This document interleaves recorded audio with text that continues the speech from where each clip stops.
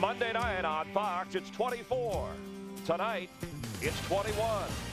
21 drivers taking center stage in the Budweiser Shootout here in Daytona. Headline acts like Jeff Gordon, Dale Earnhardt Jr., Mark Martin, Tony Stewart, Jimmy Johnson. They're all here to go racing with you on Fox. Tonight, under the lights of legendary Daytona, NASCAR returns to Fox for its 7th straight year of Nextel Cup. And what a run we have been on.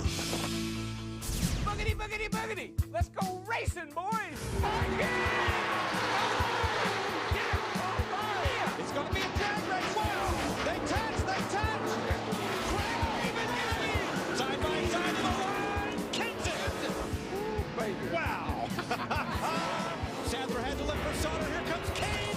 Sadler by half a car length. He did it! 3 in a row, Jimmy Johnson! Jeff Gordon's gonna win his third Daytona 500. 3, baby! 3! It's Saturday night, and we're set for a Budweiser Shootout fight. NASCAR's brightest stars are all out tonight. The very talented Tony Stewart will be behind the wheel of the 20 car. Dale Jr. will be running his very famous number 8. Young gun Casey Kane will be firing on all pistons. And of course, defending Daytona 500 champion and Nextel Cup champion Jimmy Johnson will be strutting his stuff in the 48 car. It's a good old-fashioned fight. The Budweiser Shootout is next on Fox. And Fox Sports welcomes you to the start of a new season, and we're in the fast lane headed toward the Daytona 500 as we come to you from NASCAR's legendary location, the Daytona International Speedway. 21 of the best drivers for unscripted drama, an all-out aggressive 70-lap shootout at about 190 miles per hour. As we welcome you to the Hollywood Hotel, the place where America gathers every weekend. For NASCAR, former champion crew chief Jeff Hammond, Hall of Fame driver Darrell Waltrip, I'm Chris Myers, and thanks for being back with us. We're glad to see you, and it's nice to get back to action here. I'm excited to see you guys again. It's going to be back here for the next 8 years. The Fox Daytona has got 500? the Daytona 500 for the next 8 years. That's huge. Do anything fun during the off-season? Oh, man, I've been down with my little tinker set, kind of like getting my cutaway car ready to go. You need to see all my toys this year, boys. Well, stay tuned for that. We got over the next 8 days, the Fox family of racing networks, the place to be. The Budweiser Shootout tonight. Tomorrow, set the front row for the Daytona 500. Thursday on Speed, the rest of the field, 43, set for the duels at Daytona. The next Sunday, the Great American Race right here, 49th running of the Daytona 500. Now, tonight's Budweiser Shootout, as we mentioned, 21 drivers. They are the 15 drivers who won poles last season, 6 past winners from the Budweiser Shootout, who were also in the top 50 in points through the past year. 2 parts to the shootout. There's a 20-lap segment, followed by a 10-minute break in which they can do the normal pit stop work, and then the final segment, 50 laps. And the luck of the draw, that's how they set the pole on this. Dale Jarrett, and Darrell, he's one of 2 Toyotas making their debut in this race tonight. People are anxious to see what will Toyota do. Well, I think we're going to get those questions answered tonight. We're not going to have to wait till next Sunday in the Daytona 500. You got one of the best drivers at Daytona on the pole in a Camry. So when they drop that green flag, is she going to go or is she going to fall to the back? That's the question. Everybody's going to wait to see what the answer is. Who else should we look for tonight? I think I got to look at, once again, the 38 car of David Gilliland. He may be a rookie, but he's in a Robert Yates car. And remember, last year, Denny Hamlin, a rookie, won this race. All right, the 2006 season ended last November. It was crazy go nuts after that. Already developing news with Jack Roush selling half of his racing program to the owners of the Red Sox. Imagine David Ortiz trying to get into a Hans device as we check out some other news and notes from NASCAR, including Toyota entering Cup racing. The Japanese-based car maker will battle Ford, Chevy, and Dodge. Toyota will field 8 Camrys with star drivers like Michael Waltrip, Dale Jarrett, and Brian Vickers. Also, changes made to the chase for the championship. The field expanded to 12 drivers, up from 10. More points awarded for the actual winners of races, so that would have helped a guy like Casey Kane, who won 6 races last year but wound up 8th in the chase. 17 crew chief changes this season, including Bob Osborne, reunited with Carl Edwards. And last year's Daytona 500 winning crew chief Darian Grubb, he'll team with Casey Mears. And say hello and hola to Juan Pablo Montoya. He joins the Cup Series full-time, a former Indy 500 champ, Formula One winner, 31 years old, one of 6 rookies in Cup this year. How well will a guy like Juan Pablo do switching to NASCAR full-time? Chris, I really think he's going to do a great job. He's very adaptable. He showed us last year in the Busch Series. In the one race he ran at Homestead, he was able to qualify on his own. I think he's going to do fine. He's going to struggle at a couple of places, but he's going to be solid. Darrell, what else excites you for this upcoming season? Well, I got to go back to Toyota. I mean, when you got a company the size of Toyota that says we're going to make a big investment in NASCAR, that's good for our sport. And it's good for our sport worldwide. We keep wanting to grow this sport. I think you got to attract people like that. They're going to make strong commitment to our sport and advertising and cars on the track. That's a good thing. Cara tomorrow coming in Bristol, so the early race is that much more important. But give us your favorite for the champion, the Cup, and then a long shot maybe. Well, right now I really believe Tony Stewart is going to be back and really charging for this championship. I think he missed out last year. That made him kind of like rededicate himself, and he come off a really strong winner. And my long shot's got to be Elliott Sadler or Ray Evernham. I think these guys are back with this new nose. I think they're going to be tough. I like Jimmy Johnson. Yeah. I tell you, I think that Hendrick Motorsports has got another dynasty like they had with Jeff Gordon, Ray Evernham. I think that we're going to see that with Chad and Jimmy. That team's going to be as good as it was last year. They raised the level, in my opinion. When it comes to the thing they have week in and week out is they lost a key player, baby. They lost a key player. They didn't. They didn't lose. They didn't lose Chad, and they didn't lose Jimmy, and they didn't lose Rick Hendrick. And I tell you, the one thing that they have a fast car every week. That's what makes them so good. All right, Carl Edwards also getting a lot of championship buzz. Defending Cup champion Jimmy Johnson receiving a slap on the wrist, and it wasn't from NASCAR. In December, Jimmy broke his left wrist while horsing around, falling off a golf cart. He's healthy and ready to roll, and so is our latest pit reporter, Krista Voda, the newest member of our Fox Racing team, and she's joining us now. Hey, Krista, good to have you with us. Thank you very much, guys. Great to be with you. You know, not many people get to start off their week hanging out with the President of the United States, George W., hanging out with Jimmy J. So, Jimmy J., now that you're back here at Daytona, and now that you've won the championship, are you as hungry coming into this year as you've been in seasons past? Oh, I certainly am. To experience that and to see, you know, the pride on my team's face and experience all the emotions of being a champion and doing it, it just makes me more hungry and more anxious to get the season started to try to do it again. 06 was an amazing year, and I hope that we can get this Lowe's team back in contention and back in that position to fight for a championship again this year. All right, thank you very much, Jimmy Johnson. You know, the last time a defending champ won the Budweiser Shootout, that was in 2000. All right, so what should a champion, Darrell, know about repeating as a champion? Well, there's the distractions. That's the thing I always harp on. When you've won the championship, just like he went to see the president this past week, before he came down here, by the way, playing golf, messing around, you know, really enjoying the championship. Chad Knaus, though, is a focused individual. While Jimmy's out doing his driver thing, his old buddy's back at the shop, being sure they got what they need to come down here and win a race with. Sometimes it's easier to win that first one. Sometimes I believe in the second, just because of the fact you're mentally let down. It takes a lot. It takes a lot out of you, Chris, to win a championship, no matter how prepared you are. Jeff Gordon, a back-to-back champ, part of the car owner with Jimmy Johnson, and Jimmy, of course, leans on Jeff for a lot of advice about success and repeating success. Coming up, country music star Dierks Bentley, one of Darrell's favorites, and we'll count you out of the Budweiser Shootout. 21 drivers at high speed on Fox.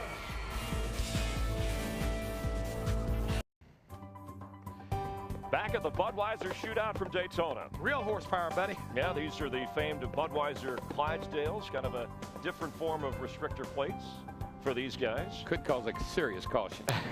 A major story brewing. Dale Earnhardt Jr. said earlier this week he wants controlling ownership in Dale Earnhardt Incorporated. Jr.'s contract with the team expiring at the end of this season. After the death of Dale Earnhardt in 2001, his widow, Teresa, became the sole owner of DEI. Now, talks between the two sides underway, but in the meantime, Jr.'s focus is on the track and winning that first ever Cup championship. Let's head down to the track and our Steve Burns, who is with Jr. Hey, Steve. Hey, thanks a lot, Chris. You're right. The talk earlier this week was about contracts, but when you come to Daytona, Dale Earnhardt Jr. wants to talk about racing on this 2.5-mile oval. Yeah, thanks a lot. We had a little bit of a push in practice. We worked on a lot, and we changed a lot of things we haven't had a chance to try. So it's dark enough and cool enough to have us some extra grip in case we went the wrong way. So I should be able to get right to the front if we get the right moves and I make the right decisions and get the right push here and there. Starting 17th, but you won from 19th in 2003. Yeah, starting place is no big deal except for being very last. You got to be real careful on the restarts not to lose the draft. Other than that, no big deal where you start. There's not that many guys in front of you. All right, thanks a lot, Dale. Good luck. And Chris, he actually said starting up front would have been nerve-wracking. Not tonight. All right, he can handle it. Thanks, Steve and Junior. Now, the president for DEI says he's pleased with the way things are going, but I think fans are anxious. Jeff, what do you think is going to happen with Junior and his contract? United we stand, divided we fall. They're going to stay together. Trust me, blood's thicker than water. Yeah, I don't know. You know me, I like as the wheel turns. It's drama. That's pretty big drama right here. The thing I think Junior really wants is he wants to be able to run the company. Okay. I know I started my own race team because I wanted to control my future. The only way he can control his future is if he has control of the company. And you think he'll get it? I think he'll get it. Right. Now, if I was the other owner, I might be wondering if he would fire me if he had control of it. I don't think he would do that. But let me just say this.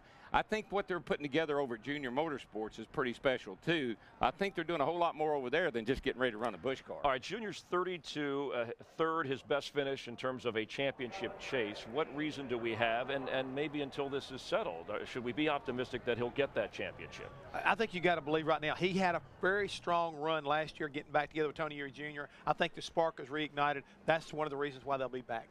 I went through this back in the 80s with the Bill Gardner and Diegard, and I wanted to go drive for Junior Johnson, and it was a real nightmare.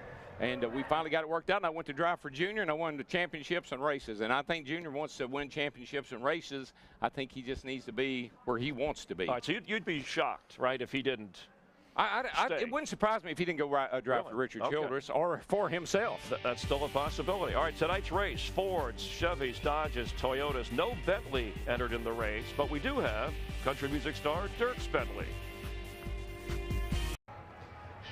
We're glad to have you with us on Fox, the 29th running of the Budweiser Shootout. Before the engines rev up, everyone will slow down, pause, and reflect for opening ceremony. Gentlemen, please rise and remove your hats as the Atlantic High School Junior ROTC presents our nation's colors. Please remain standing as we offer a moment of silence for the recent tornado victims of Central Florida.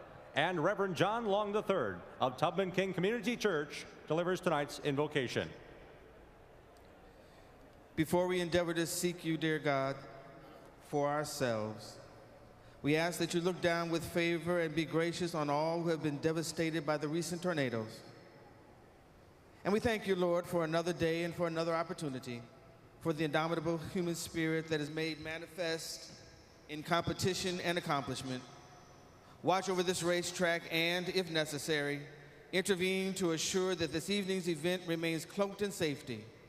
While we watch the race, we ask that you watch over the drivers and the crews, the spectators and the staff, over all that is done this night until each of us is snug in our beds.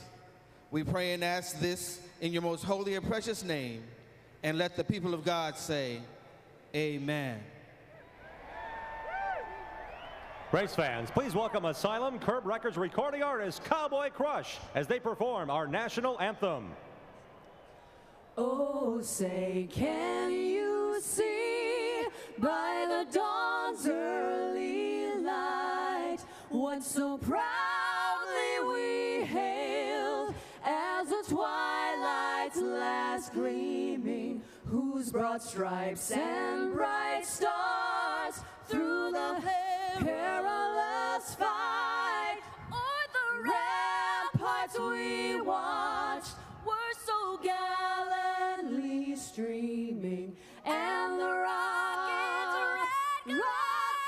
red flare bursting gave proof through the night that our flag was still there.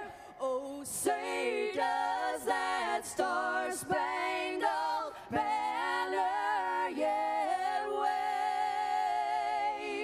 o'er the land of the free, and the home of the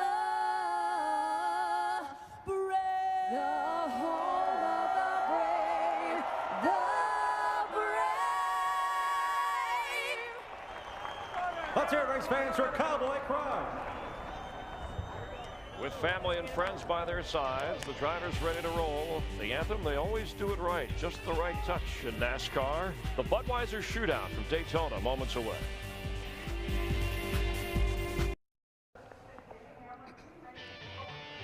We welcome you back, Daytona Beach, Florida. Cool Florida temperatures, about 60 degrees and a mild breeze that's picking up a little bit for the guys getting ready to go 70 laps. And with tonight's running of the Budweiser Shootout, NASCAR's short off season coming to an end. It goes by fast. And in case you're wondering what your favorite driver did on his vacation, we went to work to find out. What I did on my vacation was I went fishing in Mexico. I took all my friends skiing in Maryland. Yeah, my time off, we went to Australia for 2 weeks. I went to Hawaii. I went there and went to Waikiki and learned how to surf, learned how to do a little hang loose, and was able to get up on a board for the first time ever and be able to ride it all the way into the shore. It was really, really great time. There wasn't any palm trees or any sunshine. It was more or less building a new house. I caught lots of fish, drank a few margaritas, a few cervezas. Went to the Seahawks and the Bears game at Soldier Field. I just had a blast. I took the girlfriend to the Bahamas and had a lot of fun doing that. Just, you know, it was kind of a trade-off deal. You know, if I get to take the guys skiing, I got to take her to the Bahamas. Deep sea fishing's awesome. Nobody got sick this time. Normally somebody always gets sick because the water's rough. Keep it loose, Hawaii style. Back with Jeff Hammond. You never take a vacation from No, racing. I don't take a vacation, but let me tell you something, Chris. You need to check out where our buddy DW did during the off season. It was rather unusual. This was for charity back in December. DW performed in the Nutcracker. Yeah, that's DW. With the Nashville Ballet. And let's just say, to be charitable, it was the best ballet performance ever by a 3-time Cup champion. He was asked to be Mother Ginger. He thought it had something to do with Gilligan's Island. Listen, I am so embarrassed. I mean, my hair was a mess.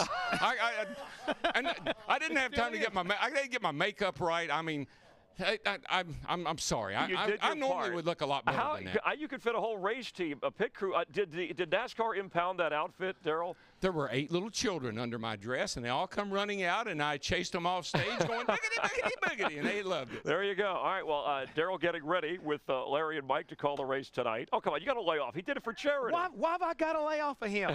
Because this time the shoe's on the other foot, DW. I mean, you're always picking on me. I never thought I'd ever see you in a bonnet. Don't give him any hints with the shoe on the other foot. He'll want to perform in Cinderella. Well, at least I didn't jump off. At least I didn't jump off of the thing. I know you maintained your balance. The conditions tonight for a 70-lap shootout race like this. What have you seen, heard from earlier in the garage? I'm thinking right now a lot of these guys are saying the tires, as hard as they are, they're going to give up a little bit of grip, and it's going to really hurt them. So look for these guys early on to kind of get strung out, ride the first section, and then work on it during that 10-minute break. All right, Denny Hamlin, the rookie winner last year, only one rookie in the field tonight. Let's head down to the track here in Daytona and hear those magical words. First time this year. Ladies and gentlemen, please welcome your Grand Marshal, Capitol recording artist Dirk Bentley, as he gives the most famous words in motorsports. Gentlemen, start your engines.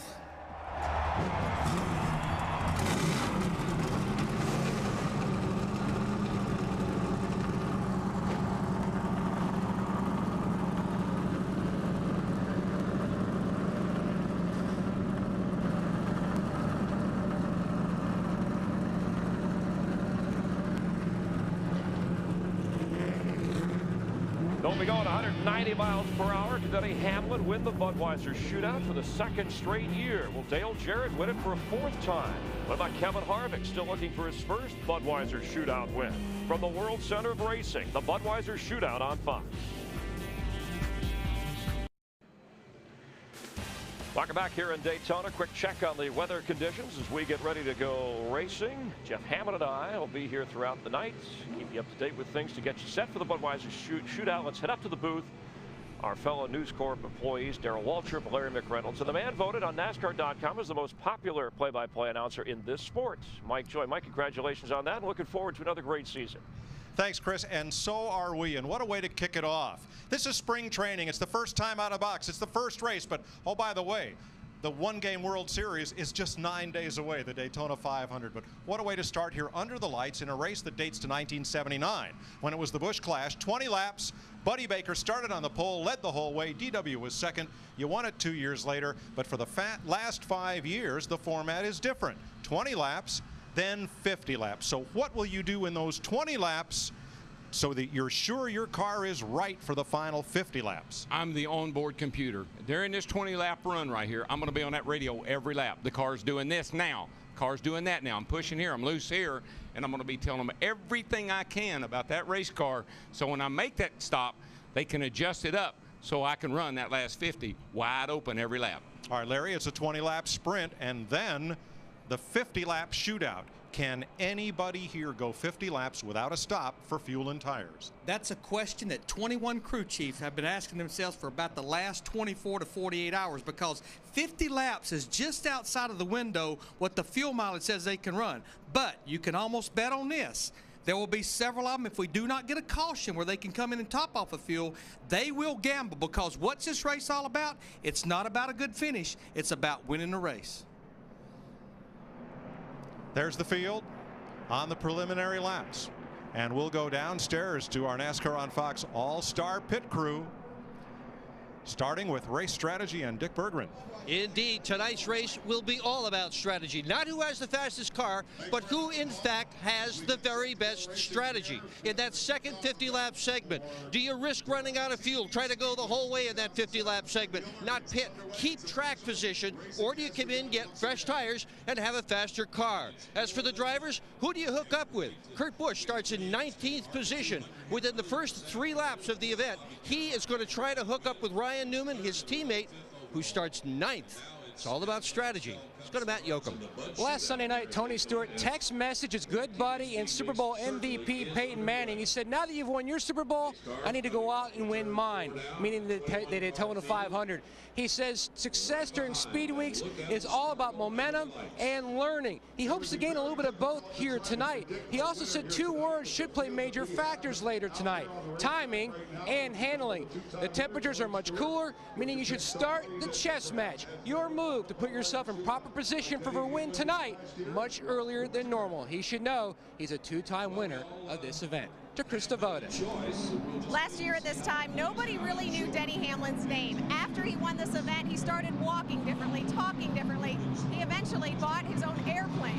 Last summer, nobody knew David Gilliland's name. Then he won a Busch race. That led to a Cup ride. That led to a Talladega pole, which led to this tonight, his first race at Daytona. He now has something in that car he didn't have when he got here earlier this week: confidence. He was very quick in the Daytona 500 practice earlier today. His team thinks he can do it. If he can pull that off, he would no longer be David Gilliland. He would be David over Goliath. Will he be the next household name? Will he be the next Denny Hamlin? To Steve Burns. Thank you, Krista. All those things are true that we've just talked about, but you know what the one common denominator is? They all want to have fun. This race isn't about points. There's $1 million purse, but one driver told me the dirty little secret is they would race for a 6-inch trophy even if millions of you at home weren't watching, Jeff Hammond. Steve, we've heard about strategy, we've heard about fuel, we've heard about guys having fun, but tonight it could all come down to this. Is a real simple deal. Goodyear tires, a harder tire than we've seen here in years past, and a lot of drivers are saying and complaining about the grip of these tires. And what does that mean to you folks at home? Well, have you ever tried going out and playing basketball in street shoes instead of your tennis shoes? Well, that's the kind of grip they're talking about tonight. Slip sliding away. So not be talking about feet, we'll be talking about those hands, Mike. Those hands and whether or not you can stay up on that wheel. Thanks, Jeff. Each driver wants to make sure his hand is steady enough to collect and cash the winner's check. Yeah, the winner of this race is going to collect $3,000 a lap. And the thing about it is, they talked about having fun. You start off with that kind of an attitude, but doesn't last long. Thursday night was big draw night for the Budweiser Shootout. Dale Jarrett was the lucky winner. He drew the right bottle up on the speed stage. And for the second time, Jarrett chose the pole position. And an honorary Budweiser Pole Award for tonight's shootout.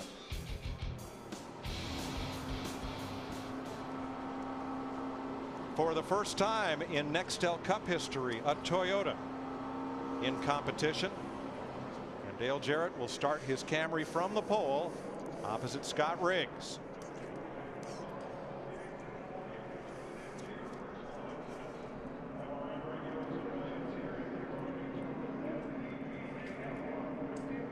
There's Jarrett and Riggs on the front row. Boris Said with Brian Vickers, Greg Biffle, Kyle Busch, Kenny Schrader, Jimmy Johnson, Ryan Newman, and Mark Martin in a new ride this year. Jeff Gordon with Jeff Burton. One rookie, David Gilliland. He shares row 7 with Tony Stewart. Casey Kane and Bill Elliott, Dale Jr., Elliott Sadler, Kurt Busch, and Kevin Harvick. And last year's winner, Denny Hamlin, drew the final spot in the field. Let me see if I can talk to the pole setter here real quick. DJ, it's DW up in the Fox booth, buddy. Can you get a copy here? Yeah, loud and clear. What you gonna do, dude? I mean, you're on the pole and look like you're in pretty good shape. Can you stay up there? No, I hope so, Darryl. This is more of a test session for us, and it's a good place for us to start to see what our car does out front. And hopefully I can get the lead here and hold it for a while, or this whole first segment anyway. We'll do what we can. And, you know, very competitive field, but this UPS Toyota should be just fine. All right, we'll be watching, and you got to hold her wide open now. See if I can hold it wide open. 10-4, but good luck. Jarrett, a 3-time winner of what is now the Budweiser Shootout. Opposite Scott Riggs, who missed the Daytona 500 but stormed back to have a great season, winning both poles at Lowe's Motor Speedway last year. And the real challenge for these guys, you heard Jeff Hammond talking about the tire that doesn't have as much grip. And then when we interviewed Dale Earnhardt Jr., he said his car is pushing. That means he's turning the front wheel going through the corner and the front end just sliding. And a lot of that is the product of the harder tire that Goodyear's brought here. The reason they brought a tougher tire is these guys have bigger fuel tanks right now. So Goodyear was being a little more conservative with the tire because of that. Only 3 times in the past 10 years has this race been won from a starting spot inside the top 10. Does it matter? Anywhere you start is a good spot. It just seems to me the further back you are, the better off you are. It happens time and time again. Guys in the back, they get that big suck down the back straightaway from the draft, go right to the front. Kind of a set and duck out front right now. The east banking, turn 4, banked 31 degrees, steeper than the roof of your house. The pace car will lead them off turn 4 down the 1,200-foot short chute. The pace car will dive to pit road, and you'll hear those words you've longed for since last year. DW, I've been waiting over 6 months to tell you, buddy. Reach up there and pull those belts tight. One more time. Let's get her done. All right, folks. I've been waiting for this all winter long, too. Boogity, boogity, boogity. Let's go racing, boys.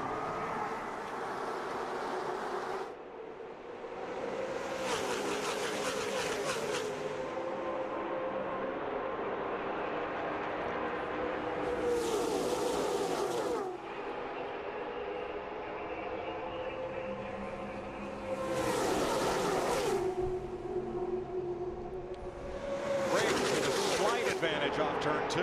What a sight. Look at that. It's like Christmas lights flashing. Cars all over the place, just running so close together. Riggs, Vickers break out front. And they're able to get to the bottom of the racetrack. The best friend you have besides drafting partners is that yellow line at the bottom of the racetrack. Do you know how much confidence it takes and how much trust you have to run that close to somebody at 190 miles an hour? And here comes Vickers. Riggs leads the first lap, and Vickers brings the outside lane on by. Kyle Busch now second. Jimmy Johnson in 48 fighting for third. Now, last night in practice, it seemed like the bottom line against the bottom of the racetrack was moving, but so far, after about a lap and a half, looks like the outside line is moving. Fourth is Mark Martin in the Army Chevy. Stewart drops low, and then orange number 20 tacks on to Johnson, and Kevin Harvick right behind Tony Stewart moves up. Tight formation right now, 3 wide back here. Jeff Gordon kind of caught in the middle. That's not a good place to be. Not comfortable. Mark Martin right there in 4th place in the Army car. He's looking pretty good, too. Jeff Burton, last year's Daytona 500 pole sitter, now leads the outside lane, but he's back at 8th place. A couple of tear-offs flying off the windshields I saw go by there. Doesn't hurt anything. It's plastic. And that goes over the windshield kind of to give a protective covering over it and where they can pull it off instead of trying to clean it. Right now what the guys are doing, they're jockeying for a position. They're just trying to find a place they can fall in line. They're probably going to try to get single file here pretty quickly and then do what I said, analyze. Dale Earnhardt Jr. in the 8 car behind Bill Elliott in the 37 car. Looks like Dale Earnhardt Jr., he's in a box right there. He can't go forward. Yeah, they'll get sorted out here pretty quickly. Boy, Junior's car is moving around a lot like it did last night. That car was very uncomfortable. And Larry, I just saw 7,700 RPM on our tack. That's a lot of RPM for these engines with a restrictor plate. That 37 was the 1987 winner of the shootout, Bill Elliott. That car looking a little loose off the corner. I just think Junior's car, either the car's not handling right or, look at the rookie. Kevin Harvick. He's no rookie. Darrell just likes to call him that. I call him a rookie. New leader is Kyle Busch, and look who he's brought to the party. Tony Stewart. That 20 car, he's been working his way up there lap by lap. He wants to lead for this thing. Watching from our DLP Ultimate Picture Cam, suspended over the start-finish line and Triola here at Daytona. That's like a restart. They're all lined up like they're going to restart. Whoa, Tony, easy boy. Now you see Jimmy Johnson in the 48 car on the high side. Kyle Busch's teammate, he's trying to get a little brigade up there to push that outside line to the front. Looks like he's going to get a shove off turn 2 from Kevin Harvick, side by side down the backstretch. You're riding with Denny Hamlin, last year's winner. He's come up into the top 10 from 21st. Now it looks like Dale Earnhardt Jr. in the 8 car. He's making his way to the front now. You know who he's looking for, Larry. He's looking for that 20 car. He's looking for the 20 car. They work really well together. They run well together. Still no clear advantage.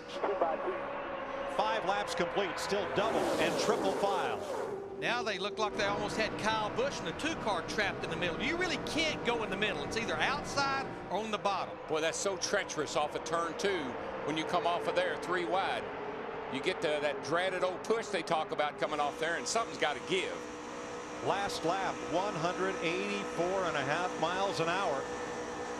Still running double file. And you'll hear us go an octave up and we're talking about 3 wide like they're trying to get there. The racetrack's plenty wide enough, but remember, we keep talking about it. Over 185 miles per hour, bouncing around. There's 3 lanes. There's just not enough room for 3 cars.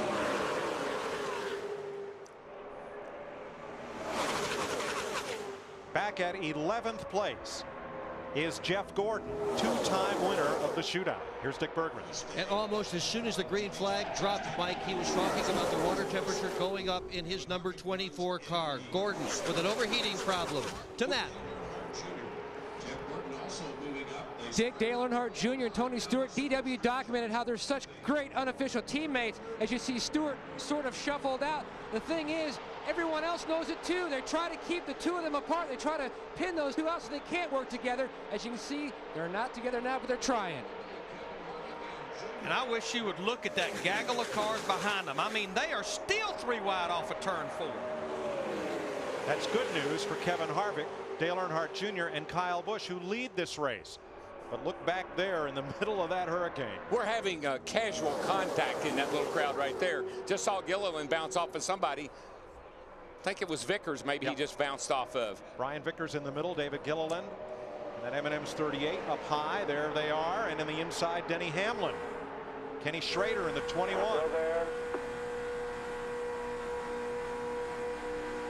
One inside. Now what you're hearing is these guys, they have a spotter. It's a pair of eyes up on top of the grandstand here that's telling everything about that, what's around that race car to these drivers. And this is what we see here quite often, breaking up into 2 packs. We'll see what happens when we come back.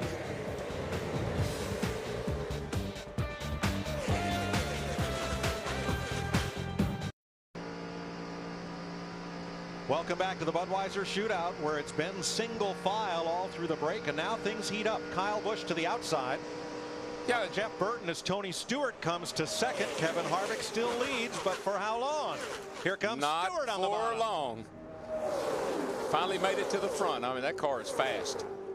And look at him. You can see the guys that can run wide open off the corner, and there's one of them in that 20 car. And look at Kyle Busch in the 2-car run right up on the quarter panel of Jeff Burton. We're hearing that these guys are complaining about getting a little loose, and when a car does that, it even makes it looser, makes the back end want to come around. 11 laps are complete. After lap 20, they'll get a break to work on these cars, and then the 50-lap shootout finale. Steve? Mike, the first words I just heard Dale Earnhardt Jr. say a lap ago, just got loose in turns 3 and 4. He's lost some positions. There he is behind Kurt Busch. Scored as 4th. But that looseness could go away, because one of the things that happens is you burn off fuel, the car gets a little tighter, and everybody's been complaining about push. Whoa, did you see Stewart? That car jumped right sideways on him. But I think a lot had to do with where Kurt Busch in that 2-car was right there on his quarter panel, Darrell. Made him loose like he did Jeff Burton a while ago. Look what else it's done. When he got loose, the whole pack came right to him. Tightened everything up, and that's what happens. The guy in front of you has to squeeze out of the throttle, and you don't have time to react to it. That's what causes these accidents. Watch this. He's down on the bottom. And this is where the track's pretty rough. He's got the 2-car Busch right on his tail. Now Harvick's out there where he sucks a little air off of him. He goes in there sideways. That's what you call loose end. And all that's happening, and the track has all those dips in it too. It just magnifies that. Quite a save at 185 miles an hour. Now a normal guy would slow down, but he just kept on going. Stewart has already won twice this year. Open wheel races at Fort Wayne, Indiana, and the famed Chili Bowl in Tulsa. Looking for his 3rd win of the year. Krista? Well, if you saw Greg Biffle at the start of the race, he dropped back like a rock. Starting 5th, he's currently running 16th. It's kind of just a victim of the draft. He says he's not sure if there's anything wrong with the car. If so, he's not sure what it is. He's trying to just hang in the draft and hold on until they make their stop. He started 5th, again, dropped back, currently running 16th. It's the first time that Gilliland has ever been in a race at Daytona in a Nextel Cup car. He's in the sucker hole now. He's in the middle, and you can hear him lifting off the throttle. He can't stay wide open now. 6 laps away from the break. Tony Stewart leads Kurt Busch, Kevin Harvick, and Dale Earnhardt Jr. Dale Jarrett's view of the shootout field, and look who's up to 5th place. Ken Schrader, 50 years old, in his 17th Budweiser Shootout, a 2-time winner. That last victory coming 17 years ago. And there's Schrader in the Wood Brothers Air Force number 21. And now's when you can really tell who's got a good handling race car, who can still partially, almost all the way, hold that thing wide open around here. Maybe squeezing out a little bit, but not a lot. Because when those cars start to get looser, they start to push the front end. The steering wheel doesn't fix it. You have to start rolling. You got to roll up out of the gas. You don't have a lot of horsepower, and you kill your momentum. 2 laps to the end of the first segment.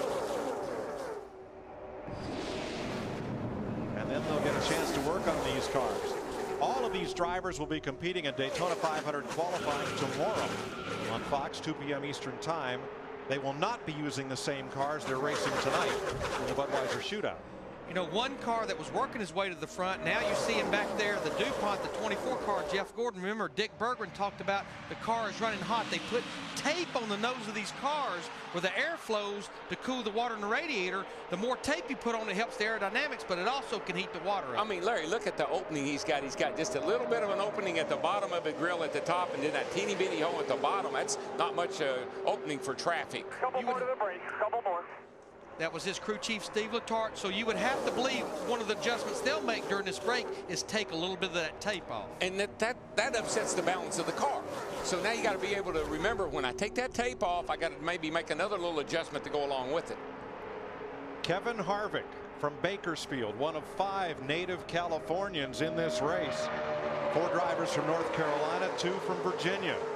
He leads Tony Stewart, Kurt Busch, Kurt's younger brother Kyle, and Dale Earnhardt Jr. And those first 7 cars, they've found the short way around, right down against the yellow line, bottom of the racetrack. Yeah, you see as we go along here, coming to the 20-lap mark, at this front 7 here, 7 or 8, and then there's another group that's kind of falling back. And I really believe Tony Stewart in the 20 car, he was content once he got there to stay behind Kevin Harvick in the 29 to get to this lap 20.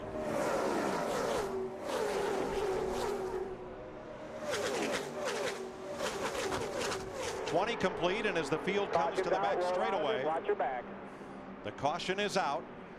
The drivers will come to pit road, and for 10 minutes they'll be able to perform routine maintenance and changes, and then we'll go at it again. Man, I'm glad we got that break in. I'm out of breath.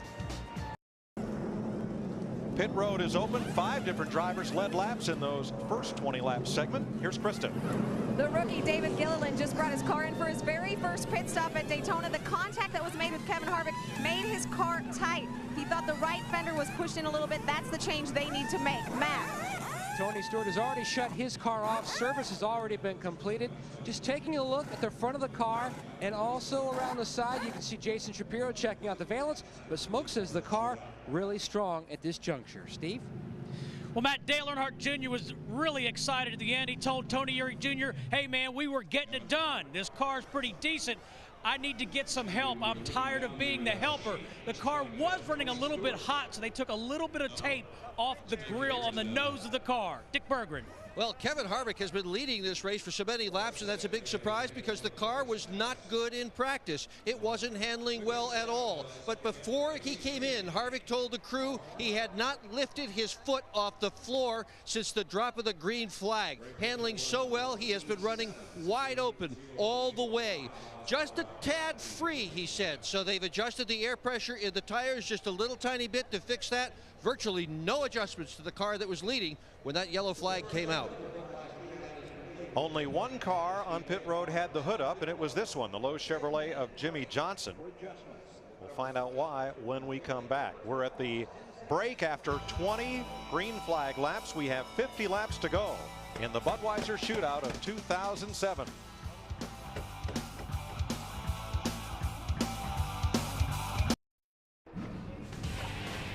The Budweiser Shootout on Fox is sponsored by Chevrolet on American Revolution. By DirecTV, just say ride shotgun on race day with NASCAR Hot Pass only on DirecTV. By Napa Auto Parts. Napa, get the good stuff. And by Pizza Hut. Want more cheesy bites? Get America's favorite pizza. Jeff Hammond, Chris Myers, the Hollywood Hotel trackside.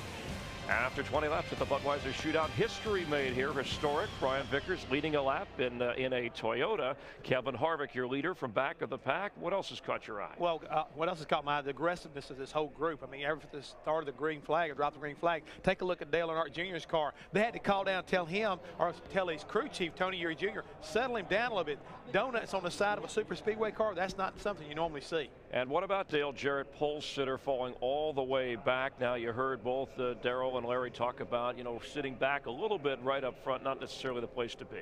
No, but I think that he's got issues with his race car. He doesn't look like he's got the kind of race car that can pull back up to the front, at least in my opinion. And even though Vickers led that lap, he also went backwards also in the pack, and right there at the end of the race, he and Dale Jarrett were right at the back of the pack. So I think the Toyotas have still got a lot of work to do. All right, let's check in with Dick Berggren. Dick? And I'm with Jimmy Johnson. Hood up on the car. Chad Knaus underneath the rear end. What's going on? We're just making some small adjustments. I don't think I was getting wide open throttle there. We had something floating around under the gas pedal, and it was kind of hurting me there. So this thing will be running much better now. Car was a little tight at the end of that run. So the guys are making some adjustments, and we'll see what we got. Good luck in the second half. Steve Burns. Well, Dick, Dale Earnhardt Jr. has a donut on the side of his car right behind that number 8. Dale, before the race, your crew chief asked Tony Eury Jr., is your car good? He said, yeah, the car's good, but I'm not sure about the setup. And he laughed. How about from where you're sitting? Yeah, it ain't too bad. We were really tight in practice, and we threw a setup in there we call the baseball setup because we ran it in a baseball car here in 01. And it seems to be turning really good. I was sliding around a little bit, but pretty wild out there. I know a lot of guys aren't running right now because it's just that 20 laps really don't mean anything. So I don't think everybody's showing their cars, but we were up there trying to take the lead. I was helping Kevin or whoever I could help that's driving a Chevrolet Monte Carlo, so and trying to get the lead a little bit myself. So we'll see what we can do this next segment here. Well, Matt, we'll see if the baseball setup is a home run in this next 50 laps. Another Chevrolet, Kyle Busch, finished 4th in the first segment. What was the biggest thing that stood out over that first 20 laps? Probably the Stewart incident there in 1, but as far as how everybody is, it looks like the 8 car is pretty loose, and 29 looks a little tight out front. Kurt and Stewart, they look pretty stout, and we're just kind of hanging out up there. So we'll see if we can't. We're not making any changes to it, so we'll see if we can't take this Kellogg's CarQuest Chevrolet a little bit further up towards the front and get back to the lead and try to keep it there. That's what it's about here, and hopefully we can go crack a beer when this thing's over. And also we'll see who can go, if anyone, the final 50 laps without stopping for fuel. This 5 team, they felt like from practice, Chris Devoto, that they were about 4 laps, 5 laps short. But you know what? You never know here at Daytona. That is so true. Like perhaps a rookie running in the top 10. That's what David Gilliland was doing before contact made his car tight. The window net's going up. We were going to ask David. I was talking to him a bit before. He said the car was so good. He was talking to his crew chief, Todd Parrott. He said before that tight condition, before the contact with Kevin Harvick, he could do anything he wanted. His crew chief, Todd Parrott, said, David, you did the smart thing. Take care of the car. Get this 20-lap segment. We got plenty of time to work on it. 3 minutes left to go while they sit here. When he gets back out, they think they're going to have a car that can work with others and can do something here in this shootout. Chris? Thanks, Krista. With Jeff Hammond, Tony Stewart loose after taking the lead, currently second. You heard Dale Earnhardt Jr. saying, hey, these first 20 laps don't mean a whole lot, but what are we seeing? Well, what I'm seeing right now, the guys that are handling the best have been able to stay up toward the front, and particularly guys like Stewart, the Kevin Harvick car. We talked and heard from our crew down on pit road that if you make any kind of bumps or bangs, the next thing you know, you're in trouble, just like the 38 car. So got to have a good handling car. 5 different leaders, 6 different lead changes, averaging about 184 miles per hour. 50 laps to go at the Budweiser Shootout here in Daytona.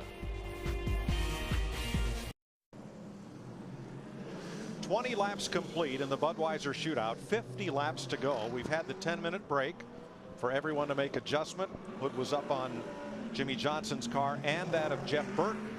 Everyone is now pulled out from their pit stall except Jeff Gordon. You see his DuPont Chevy now beginning to roll, and they will resume the positions they were running in at the time of the caution flag after 20 laps.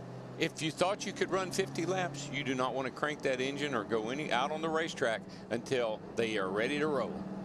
And I tell you another thing, if we could listen to some of the end cars, you hear them cutting the engine off and coasting, that's another dead giveaway too. Dick Berggren? You sort of flop around pit road, you can find stuff like this. This is some of the tape that they took off the nose of Jeff Gordon's car. And oh, by the way, as for strategy, he said that it felt as if the car would only go about 5 more laps on the tires. So they're thinking about maybe making a pit stop and firing some rubber on it before this 50-lap segment ends. Well, and I think that's going to be the huge story in this 50 laps. Jeff Hammond talked about it, talked about the tires are sliding around, and we've been talking about this fuel. And again, just to maybe tune in our viewers that just are coming to us, is these fuel cells, you can only go about 45 to 48 laps. This is a 50-lap segment. So these guys are thinking about, okay, can we gamble and try to go that distance to try to win this race? I think you can sit back here at the back of this field like Dale Jarrett did earlier and part throttle it, and if you got her packed full and you're right on the limit, don't count anybody out from doing it. 70 hours of coverage across Speed Week 2007 on the Fox networks. Tomorrow, Daytona 500 qualifying presented by Pizza Hut, 2 p.m. Eastern Time here on Fox. Thursday, the starting lineup for the Daytona 500 will be set on Speed Channel in the Gatorade Duels, twin 150-mile races. Friday, it's the NASCAR Craftsman Truck Series race on Speed. Sunday, race day on Speed gets you ready for the Daytona 500. Coverage at 2 p.m. Eastern Time here on Fox. And those dual races on Thursday, they could be the most intense races of Speed Weeks, because after that, we will know who will be in the Daytona 500 and who will not. A lot of takers 100, second gear. on pit road. Stewart, Earnhardt, Kane, Johnson are on pit road. Riggs, Newman, and more. And what are they doing? They're topping the fuel tank off. Matt? That's exactly right. That was the game plan from the time they left pit road, as it was for a few other teams to come back in, top off. That way they can make it the distance. Boris said Denny Hamlin and David Gilliland also stopped to top off the fuel. Now, we need to make this point. Is you made the statement, Mike, that they will restart this second segment by how they finished the first segment, but all those cars that just hit pit road, they gave up that position. It was actually a race off pit road, but I think that could be more important having that fuel in there. It is, because it's a double file restart. So it's just like a restart of a regular race. You're not going to start single file or anything like that. So it's not a bad move. As David Gilliland got ready to go back to action, little Raymond Fox III, I saw putting up the window net. His grandfather, Fox's grandfather, Ray Fox, was the winning owner and mechanic the last time a foreign make car raced in NASCAR. August 1963, Junior Johnson led all 200 laps up at Bowman Gray Stadium in Winston-Salem. Now that's Todd Parrott, which is actually David Gilliland's crew chief right there. That all restarts double file in these last 50 laps. So Kevin Harvick has Kurt Busch alongside. Busch came to the caution in third place, but second place Tony Stewart was one of those who ducked onto pit road. So Busch inherits the outside of the front row for this restart. Now you may think that couldn't have made a big difference, just that lap and a half and coming back on pit road, but these cars only get about 6 3/4 miles to the gallon. And they need to get 7 to make it. So gotta try it on the edge. It's the kind I like. We'll take this restart from our DLP Ultimate Picture Cam. Pace car to pit road. 50 laps to go. Green flag.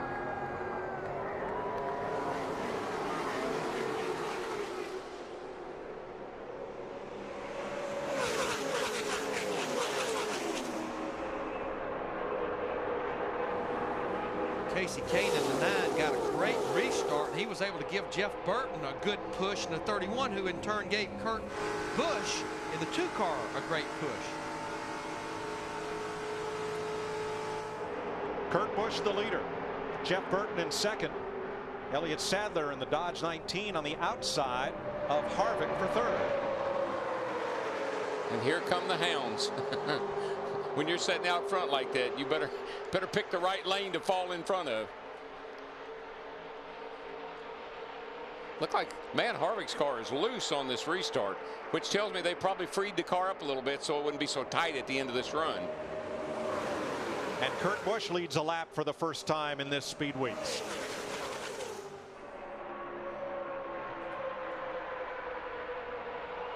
Okay, that 29 car Harvick's, that thing is fast.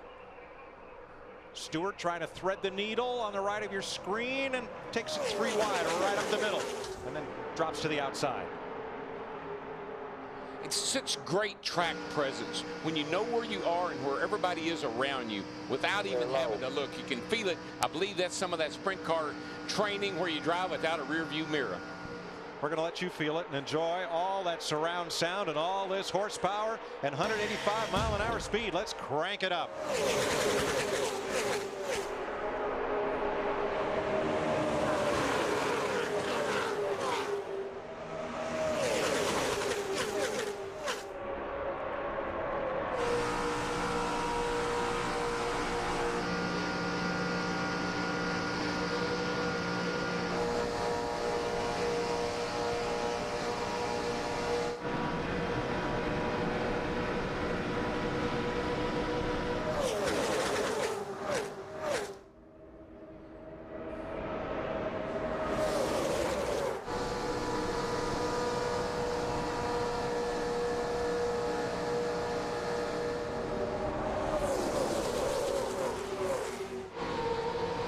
Trouble brewing. They were 4 wide in the backstretch going to turn 3. I see a bad moon horizon. Tornado is picking up. Winds are blowing. We've got 19 cars less than a second separating them right now. Tony Stewart is just wearing the back end of that 31 car out, and he's going to squeeze his way to the outside. He's got Harvick behind him. Stewart just made his own room up on the outside, and he is up to 4th behind Kurt and Kyle Busch. The brothers from Las Vegas are hooked up like a pair of dice. And Dale Earnhardt Jr. in that 8 car made a move to the inside, and he got around Mark Martin in the 01. He's headed back to the front. The Busch brothers battle for the lead. Looks like a covey of whales. Fast ones. Biggins. Schrader on the bottom behind Kurt Busch. And he took a peek to the inside. Kurt Busch in the 2 put the block on him. Kurt's been up there kind of holding his own. But now look at the push that Kyle Busch in the 5 is getting from Tony Stewart in the 20 on the high side.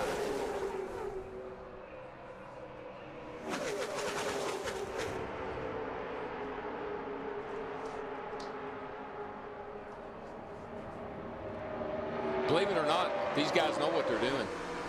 They're really, these guys are really good at what they do. You got to be able to do this.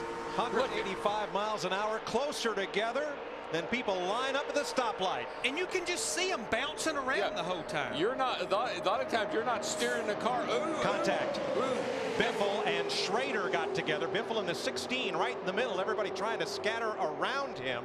And Jeff Burton was fishtailing through the tri-oval.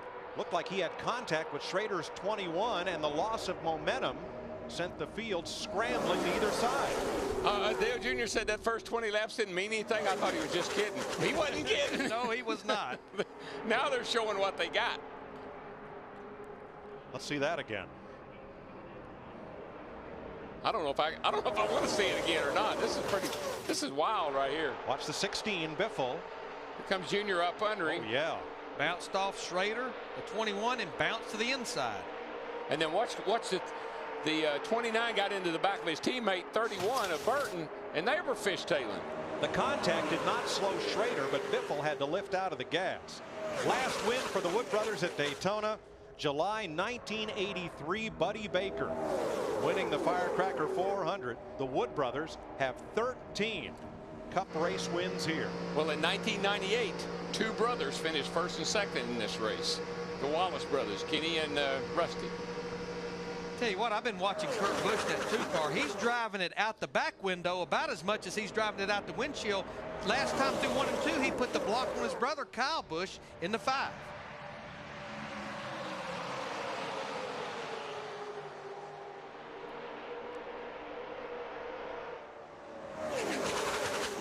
You want to see if blood is thicker than water? Watch these two brothers in the 2 and the 5. Brotherly love. Oh, brother, we're out. High to the low. Oh, we're out there, old brother. Says, not yet. But now Kyle Busch is getting that push again from Tony Stewart in the 20. Let's find out if there's any damage to Greg Biffle's car from that contact with Schrader. Krista?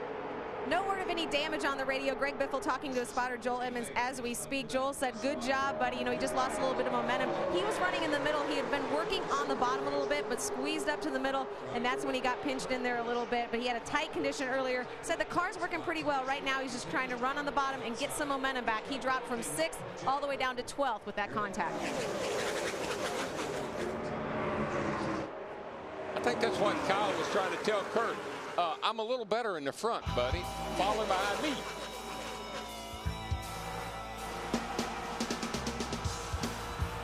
Kyle Busch competing in his second Budweiser Shootout is your leader.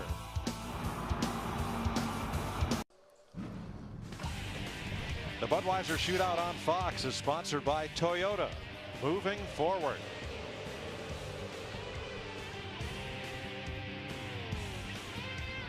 "31 laps complete. Kyle Busch still the leader over his older brother Kurt, Brian Newman, Dale Earnhardt Jr., Tony Stewart, the front 5. What was a 21-car freight train is now 20 cars. Jeff Gordon has completely lost the pack when his car shut off. And the reason it shut off, we were listening to the radio communication during the break, is there's a kill switch on the steering wheel that's put there in case the throttle hangs. Evidently, Jeff had hit that kill switch, shut all the power off. Now, he's still on the lead lap, but the problem, he's out there by himself, and it's still not running right. Something's still not right about that race car, though, because here comes the pack through the trial when he's going off into turn 1. Tony Stewart up against the back bumper of Dale Jr. That is bump drafting. It is perfectly legal, and when done on the straightaways, can propel your car forward, as you just saw. Into the lead. Well, you heard Dale Earnhardt Jr. in the 8 car during his interview during the break. He said he wanted to lead this thing. There he goes on the outside of Kyle Busch down the backstretch. Spent some time with Junior this week, and he told me when that grandstand rises as one,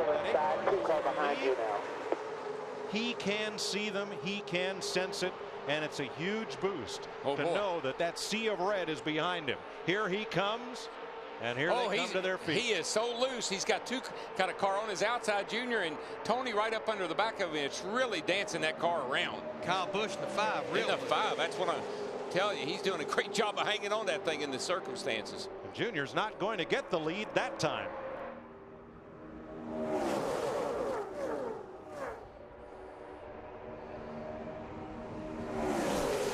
turn 4 down here when Junior's underneath him and or on the outside of him, and Tony, watch this. That car is sideways, boys. That thing is out of here.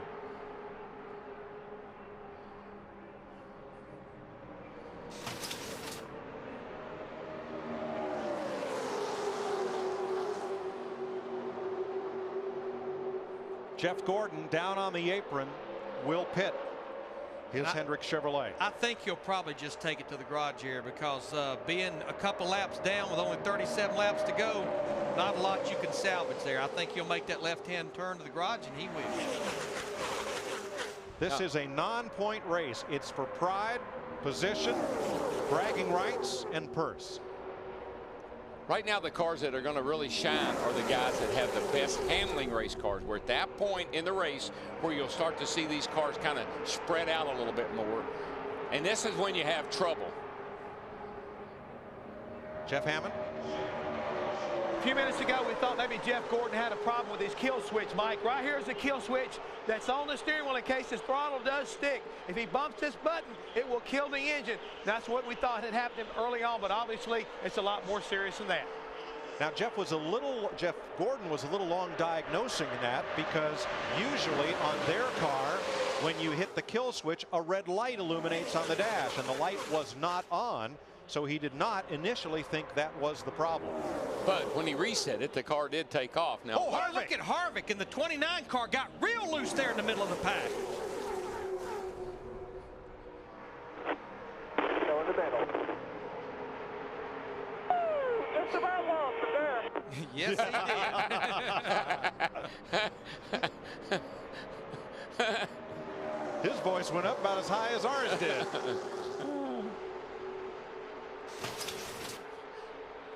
Watch that 29. It's just like the 2-car. Kurt Busch was pulling the back of that car around. Well, once we're at that point where handling is coming into play, and if you get cars around you now and your car's not handling very good, that's what you're going to get. The front 11 cars are now single file. 34 laps to go in the Budweiser Shootout of 2007.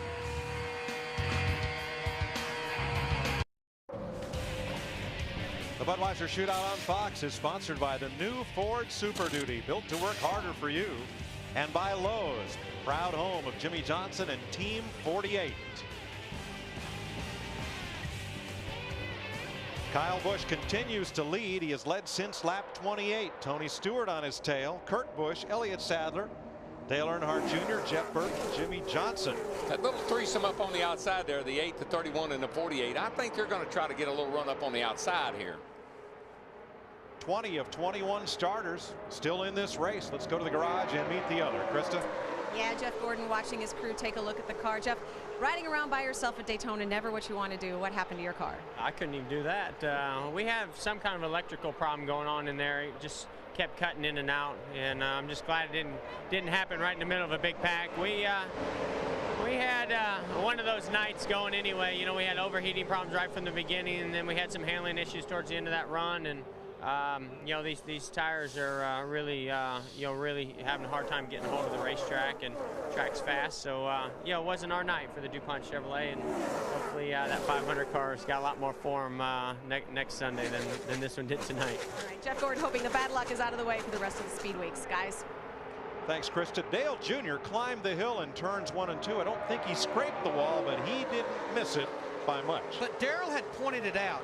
Dale Earnhardt Jr., Jeff Burton, Jimmy Johnson. Now he's back to the bottom of the racetrack right there. They had started to move up the racetrack. Now we're 20 laps into this segment here, and Darrell, when your car starts to get a little bit loose, it's a lot better to run up high. You don't have to turn the steering wheel as aggressive. A lot of times, I know Junior likes to run that high line late in a run. It's easier on the tires, and there's a little more grip up there, actually. Let's look at him this time into turn 1, and he is way up the racetrack. Matt? Mike, no one wants to win a race at Daytona more than Kyle Busch's crew chief Alan Gustafson.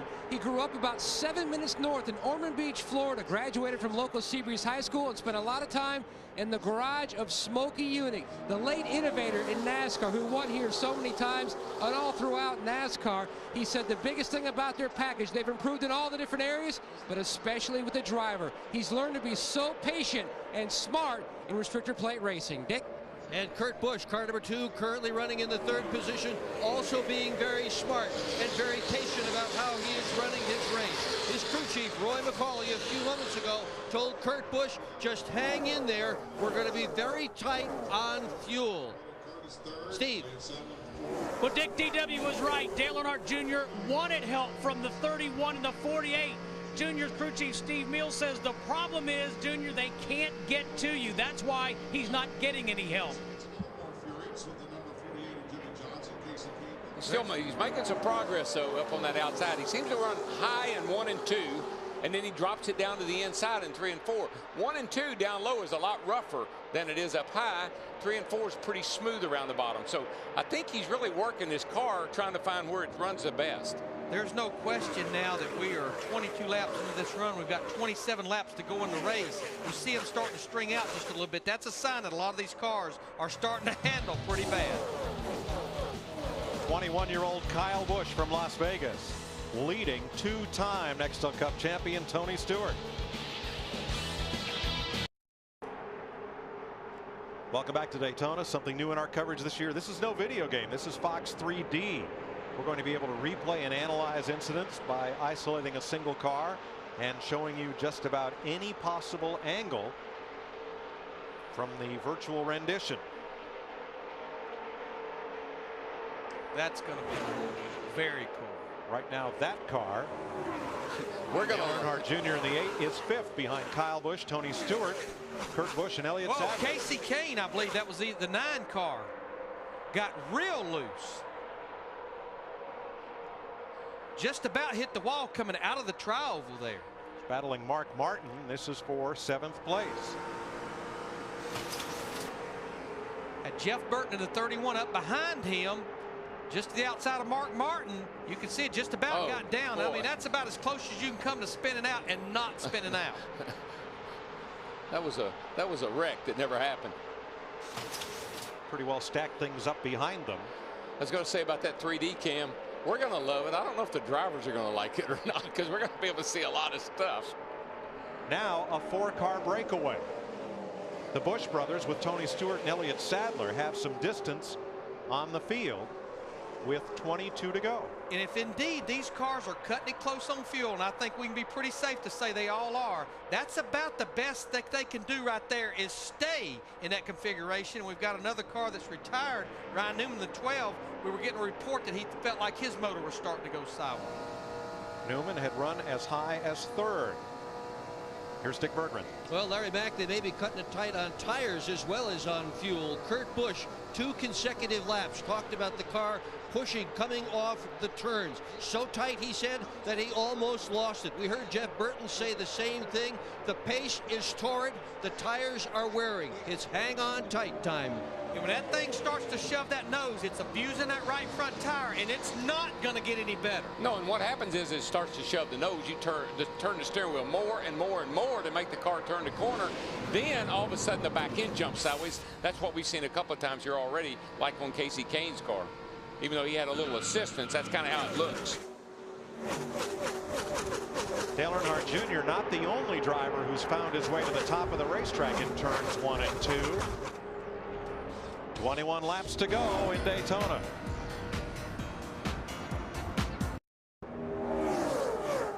$18 laps to go. Caution is out. First caution of the night, other than the planned caution at the 20-lap mark.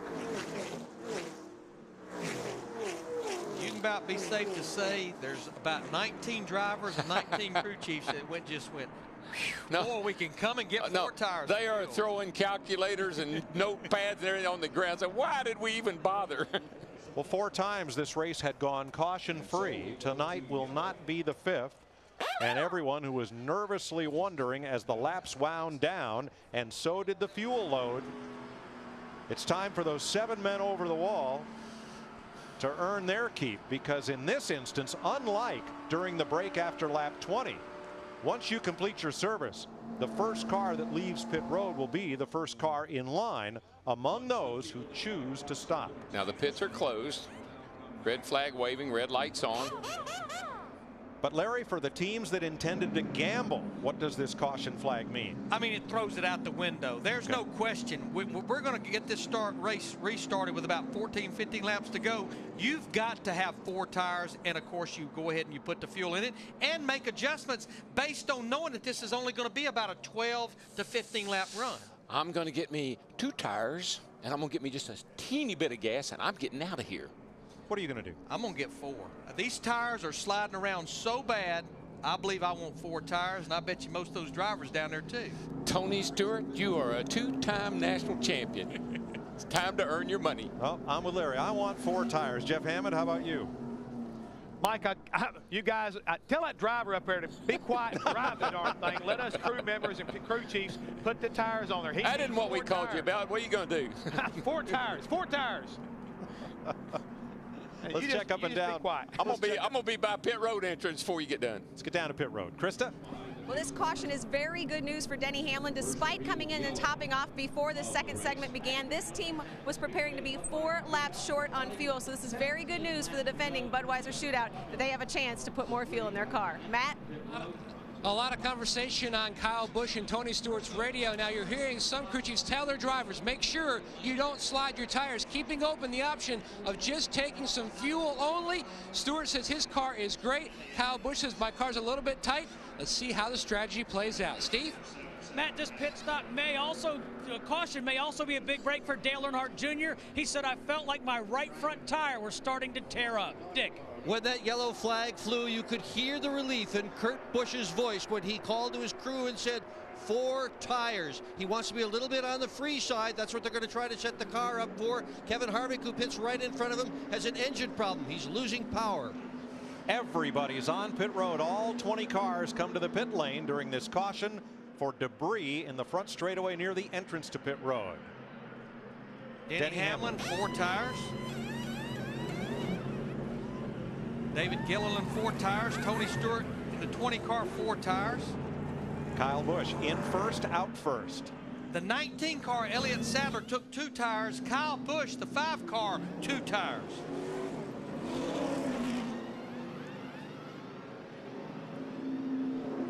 Most everyone else gets 4. So now we have a real Saturday night shootout on our hands. A dozen or so green flag laps to settle this. Yeah, I mean, these cautions count, and we're at 54, be 55. We're only going to be about 4 laps to go when we take green. The big gainer, Casey Kane, picks up 5 positions in the race off pit road. Dale Jr. lost a few spots as he overshot his pit box here. Welcome back to Daytona. Here's our Pizza Hut race summary. Kevin Harvick was the leader after the first segment of 20 laps and the scheduled caution flag. Jeff Gordon, electrical problems, out of the race at lap 31. His teammate Kyle Busch has led 32 laps, most of any driver tonight. Double file restart, Kyle Busch, Casey Kane, Tony Stewart, Kurt Busch, Denny Hamlin, Elliott Sadler, Jeff Burton, Mark Martin, Kenny Schrader, and Brian Vickers, the top 10. Dale Earnhardt Jr. overshot his pit, had to back up for service, and went from 3rd to 10th. We expected a green flag this time. They've waved it off. You see the lights flashing still atop the pace car. That indicates they will not restart. We'll have 1 more lap of caution. So let's get some updates on pit stops. Krista? Well, David Gilliland, the 38, they were not planning on coming in had that caution not come out, but the car was developing a bit of a tight condition, so they made a track bar and an air pressure adjustment. David Gilliland is calm because he has a secret weapon upstairs. Ricky Rudd is spotting for him tonight. His teammate, David Gilliland, has been very good all night. Matt? The top 2 cars, Kyle Busch and the 9 of Casey Kane, they played their hand strategy-wise. 2 tires. Now Kyle Busch's crew chief, Alan Gustafson, he did it basically to try to keep Kyle out front. Felt like their car was better out front pulling the field and stuck back 2 or 3 cars in line. So they're trying to get that 5 car to victory lane. Steve? Well, Matt, Dale Earnhardt Jr. is pretty loose in that number 8 race car. When he overshot the pits, he said, guys, there might be something wrong with the brakes. Nah, I just made a mistake. I just wanted to start on the inside on the restart anyways. Dick? Well, Kurt Busch took 4 tires, and his crew did a great job. He is restarting this event in the 4th spot. Jeff Burton, 4 tires. Mark Martin, 4 tires. He said if he can just get somebody to push him along, he's got a car good enough to win. Jimmy Johnson, also 4 tires. He was a little bit tight. Harvick, 4 tires. They did nothing with that engine that is losing power. Thanks, Dick. Look at the nose of Dale Earnhardt Jr.'s Chevrolet. Got a bit of damage coming onto pit road. Cosmetic damage. Got a little of Elliott Sadler's white paint. Elliott was slowing down to turn into his pits, and Dale Earnhardt Jr. is well on down pit road. Casual, very casual. 10 lead changes among 6 different drivers. Kyle Busch is leading this race. He started 6th. The last time someone started 6th or better and won the Budweiser Shootout, Tony Stewart, who started 3rd back in 2002. One thing I like about a little conservative tire package, and that's what this is, it gives you options. You're not wearing out the tires. They're losing grip. So now you can take 2, gamble a little bit. 13 laps to race when they get to the line, and Kyle Busch is on it and in a hurry.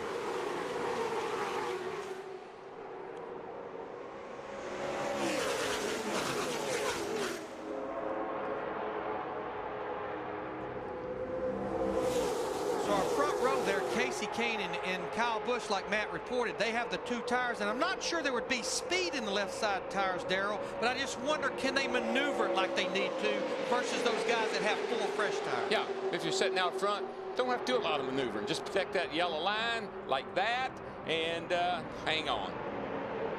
Stewart has help from his teammate, last year's shootout winner, Denny Hamlin. But Tony Stewart, as fast as his car is, with those 4 tires, he didn't need a lot to give him an advantage.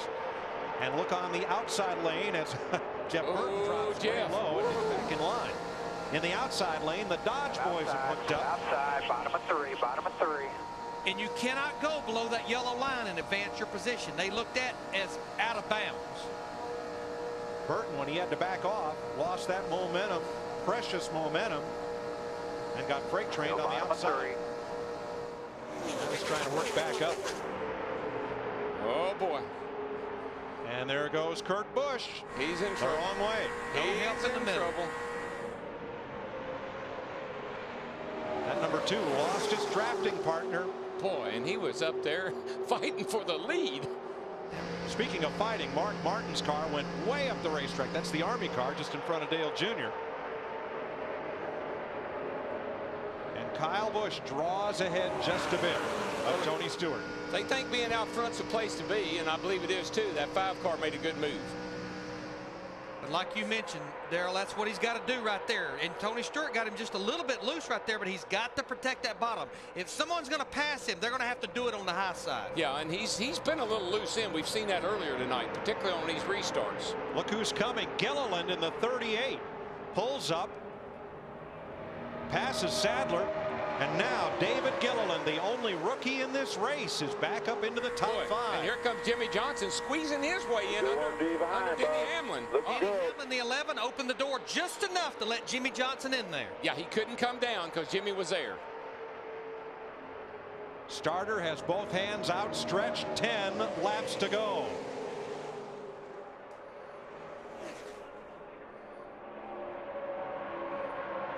Junior's up on that high side, especially down here in 1 and 2. That really seems to work for him.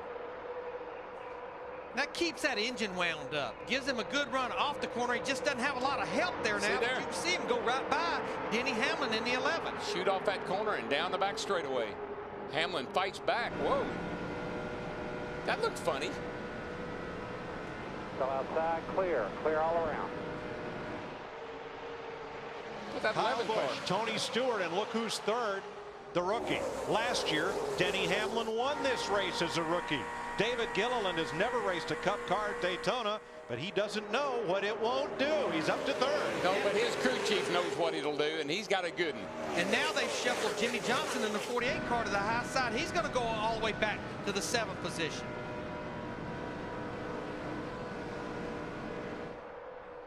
I think that when Todd Parrott told David Gilliland to take care of your car, we'll fix that fender that he got damaged earlier, he's been very, very patient and working himself right back to the front where he is right now. And look at the swarm behind those front four single file. Everybody jumping in line, out of line. How can I get to the front? Yeah, the buddy system isn't working right now. Buddy system's off. No, the buddy system's over.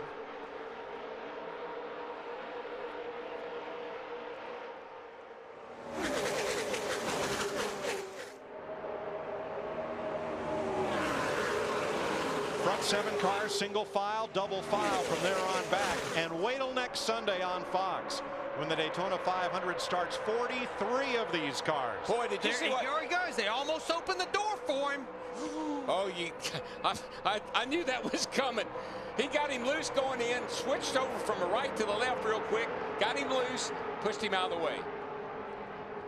And here comes David Gilliland back there in second place in that 38 car. And there's Jeff Burton in the 31 fighting to the outside for third place. They lost a little bit of momentum there with the 5 car to 20 when they made contact. That let these guys there on the outside like Burton really close back up. And now this is where those 2 tires hurt Kyle Busch back there in the pack. He definitely can't maneuver now. Well, and it also caused him to lose a lot of grip down here in the corner when Tony got up around him the way he did. How mad is Kyle Busch right now, and what can he do about it? There's not a thing he can do about it right now. And just remember what we said at the top of the show. This is all about winning. There's no points. You didn't come here for just a good, solid finish. I don't know if I like the way you said that, Larry. Nothing he can do about it right now. Tony Stewart trying to win his 3rd race of the year. He won at Fort Wayne and he won the Chili Bowl in Tulsa during the NASCAR offseason. David Gilliland, whose father was a great West Coast racer. Butch Gilliland won some titles out west. David hopped in an unsponsored Busch car, partial schedule car, won a big race to the attention of Robert Yates, got the cup ride when Elliott Sadler left in the Yates camp. Everybody said, David who? Now they know. David against Goliath right now, and I'll tell you something. Kurt Busch in that 2 car got shuffled all the way almost to the back. There he is back up in 4th. Krista? Well, we mentioned that Ricky Rudd is up top giving this driver advice when he needs it. He doesn't need any advice right now. So Earl Barbin, the spotter for the rest of the year, is back on the mic telling David that he is all clear. Now, Greg Biffle may not win this race, but he may be a prognosticator. He said about 20 laps ago, guys, David Gilliland is going to win this thing. Thanks, Krista. We saw David march his way methodically up through the field. Never put a wheel wrong, never got out of shape, hugged the bottom of the racetrack. When other drivers made moves, he moved up to cover the spot. 5 laps to go. Let's go back to that Tony Stewart move on the 5 real quickly, because you won't believe what Tony really moved him out of the way long before he ever bumped into him. Watch this. He goes, well, this is when he put the push on him right here. But he got him in that position by making a couple of moves across the back of that car. Alan Gustafson and crew weren't pleased. See their driver fall from the lead after leading the most laps tonight. And now Kyle is really starting to fall backwards. Remember, that bump, that's happening at over 185 miles per hour down there in the corner. 4 laps to go. And Tony Stewart, up until the green flag in the Budweiser Shootout, has had a horrible day. In Daytona 500 qualifying practice earlier, he was on his mock qualifying run when a caution came out. They had to take the car to the garage, cool it down. About an hour later, he finally did get to make a run. They had a fuel pump problem. Then he finally got to make a run and was 9th fastest on the day. But it has been a trying day for Tony Stewart. All that's forgotten now. He's out front here with 3.5 laps to go. Dale Earnhardt Jr. in the 8 car, bringing Kyle Busch in the 5 with him to the bottom. Just not sure they're going to have near enough laps to get up to the front, though. No, and it's going to be really, it's going to take some help for Gilliland to be able to pull out and make a pass on Tony Stewart. Tony's car is really, really fast. 3 laps to go as they come to the stripe. Right there. Stewart's Chevrolet, Gilliland's Ford, and Sadler's Dodge, the front 3. Vickers is the first Toyota. He's in 9th place. Now, if Sadler, if he could get up to the back bumper of Gilliland and really give him a push down the back, they might be able to make something happen. But now Kurt Busch, here comes Kurt Busch. He got Sadler up high a little bit. He's trying to take 3rd place away with help from Harvick in the 29. Kevin Harvick gives him a little push into turn 3, and look at him go by the Dodge on the outside. And he's out there with no help right now. Elliott Sadler. That's pretty impressive, that 2 car to come back, because I'm telling you, he was caught 3 wide, went all the way to the back, and here he is up in 3rd place, got a shot. Our DLP Ultimate Picture Cam suspended by cables above the start-finish line, where in just 2 laps, somebody is going to hit the bank. Well, we know what Tony Stewart in the 20 car is going to do for 5 more miles. He's going to hug that yellow line right there. Boy, I tell you, Gilliland is really closing up, but he loses a little ground off of 2 right there. Car's probably a little tight. If he can get some help from behind, he might be able to make a run down the back going into 3. And that's the big question. Will that number 2 of Kurt Busch help him or go his own way? That's dictated by what kind of run he has. If he's got a passing run, Kurt might go with him. If he's just got to get out there and get hung run, he's going to get hung out to dry. 1 lap to go. Somebody is about to win at least $215,000. Kurt Busch keeps peeking around back there in that 2 car.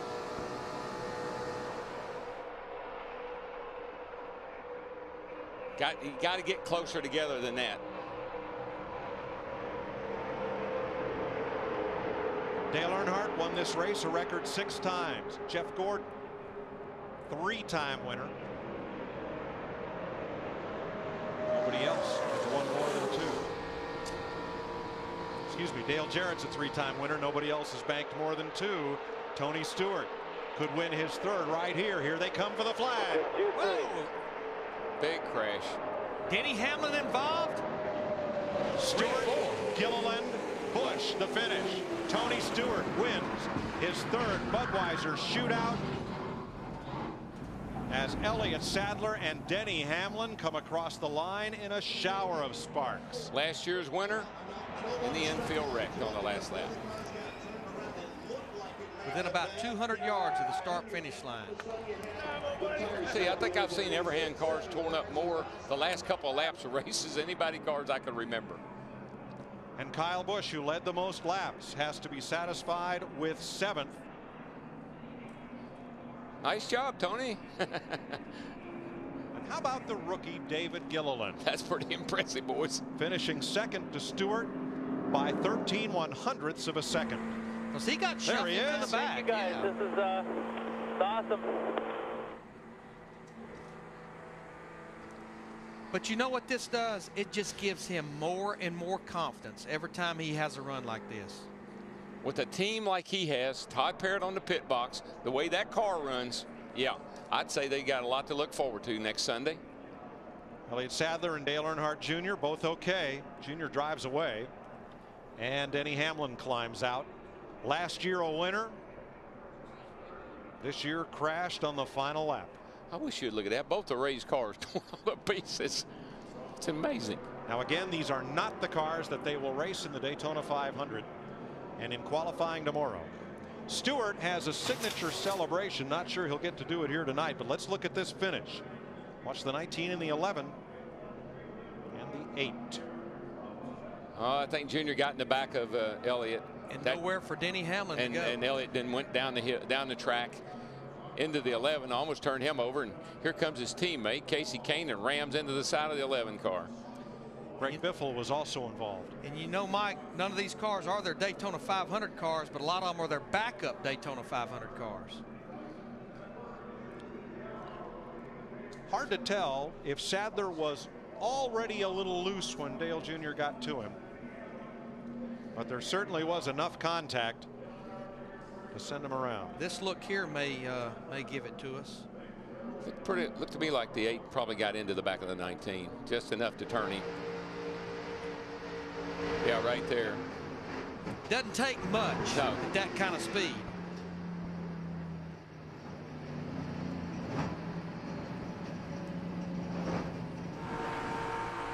Riding with Elliott Sadler.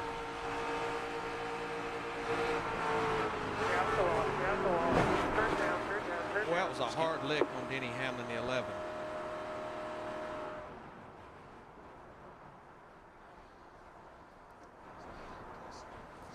I think that's Casey Kane's car. Yeah. Just checking that. That was Casey Kane.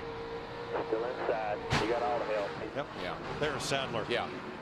And I thought maybe Sadler lifted, but it sure didn't sound like it. It just sounded like it maybe Junior lifted him up off the ground, got him sideways.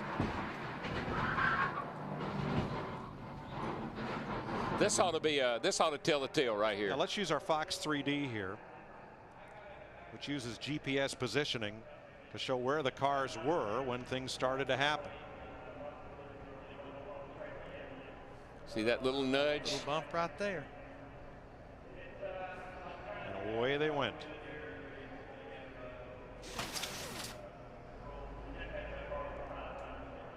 Everybody walked away.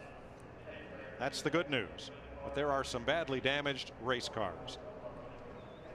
We'll go to victory lane and Steve Burns. Tony Stewart wins his third Budweiser Shootout. Mike climbs out of that number 20 Home Depot Chevrolet.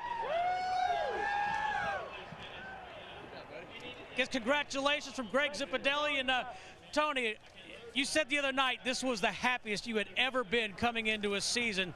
Talk about your frame of mind and talk about that gutsy move on the 5 car to get past him.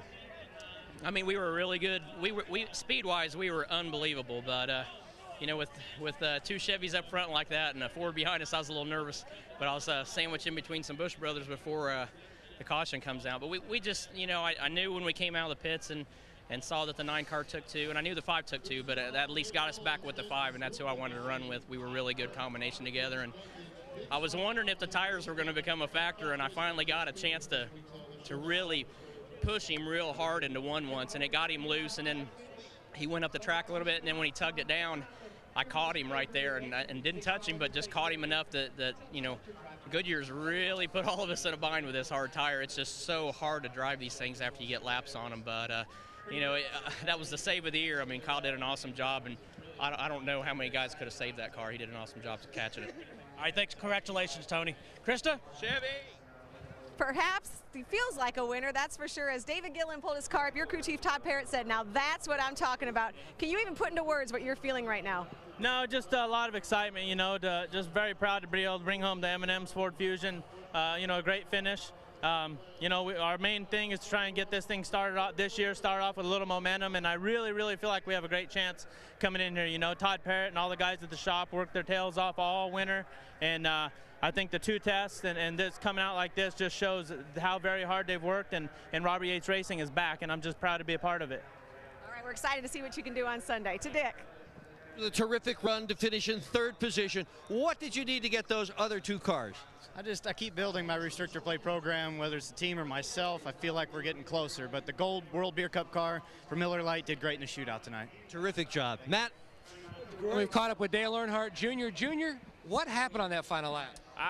Very self-explanatory. If you watch the tape, I got in the back of Elliott trying to bump draft, and he wasn't up on the straightaway yet, so I got into him too early and wrecked him and wrecked both Ray's cars, so I'm sorry about that. But, you know, we just, you know, we're back there trying to do what we could do, and I was trying to help a friend of mine and just got overzealous and overdid it. And he came by to make sure he was all right. You saw him up on the front stretch. Mike? Earnhardt Jr. finishes 15th, Sadler 16th, and Hamlin 17th. As Tony Stewart notches the 4th Budweiser Shootout victory for car owner Joe and J.D. Gibbs.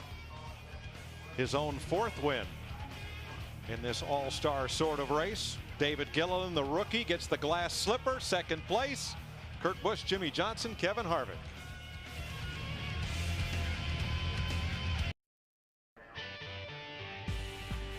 Welcome back to Daytona. We hope you'll be with us on Fox tomorrow at 2 Eastern. Daytona 500 qualifying presented by Pizza Hut as we get you ready for the Daytona 500 a week from Sunday at 2 Eastern. And don't forget on Speed, the Gatorade Duels on Thursday help set the field for the great American race. Tony Stewart has never won, you know, 2-time champ. He's never won the Daytona 500. Jeff Hammond, Chris Myers back there, Hollywood Hotel as we're trackside. But he got off to a good start tonight. In fact, the last time he won the Budweiser Shootout, 2002, he went on to win the championship. So off to a flying start. What else did we learn tonight? I think we learned he's got a very good handling race car. And besides that right there, Kurt Busch may be having his program kind of come around as far as restrictor plate is concerned. But how about that rookie, David Gilliland? He's definitely no fake as far as that's concerned. He'll probably be one of the cars you got to watch tomorrow, possibly sitting that thing on the pole. We heard Tony Stewart talk about tires being a challenge, the hard tires for the drivers. Well, we've already kind of like talked about that all along. It's a harder tire because of bigger fuel cells, but when you talk about how ill-handling these cars were tonight, wait till Thursday when this track gets hot and slick. The drivers for the Daytona 500, more track time tonight. The Daytona 500 starting later this year, so actually more run under the lights. So an advantage for those drivers that were in tonight's race as they get ready a week from tomorrow. Information is invaluable. I don't care who it is. And the key thing is you just better hope that one of your teammates, if you didn't get a chance to run it, you know, like Carl Edwards, you better hope that you got a lot of good information out of your teammates. Promotional considerations provided by these fine people.